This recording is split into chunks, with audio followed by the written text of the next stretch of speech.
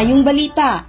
Gikan sa third class status sa syudad, reclassified na ngadto sa first class ang Panabo City sugod Enero 2025. Ang reclassification gibase sa income range ubos sa Republic Act No. 11964 o ang Automatic Income Classification of LGUs Act ug ang pagpatuman niini kay pinaagi sa Department Order No. 074-2024 sa Department of Finance. Aron ang syudad mahimong kwalipikado sa first class status, ang LGU kinahanglang makakabot sa average nga tinuig nga kita nga 1.3 billion pesos o mas labaw pa sa 3 fiscal years sa wala pa ang kinatibuk ang income reclassification. Tungod niini, madugangan pa ang kapasidad sa lokal nga panggamhanan sa pagpalambo sa serbisyo publiko nga adunay mas lig-on nga pagdumala sa lokal nga panggobyerno. Dako usab kini nga epekto sa kalambuan sa syudad ug sa ekonomiya tungod kini makainganyo og dugang investors nga moresulta sa mas daghang oportunidad sa trabaho. Gilantaw kini nga kabag-uhan ni City Mayor Jose Relampagos nga usa ka oportunidad sa pagpalambo sa lokal nga panggobyerno nga mopatigbabaw ang Panabo City dili lamang sa nasyonal,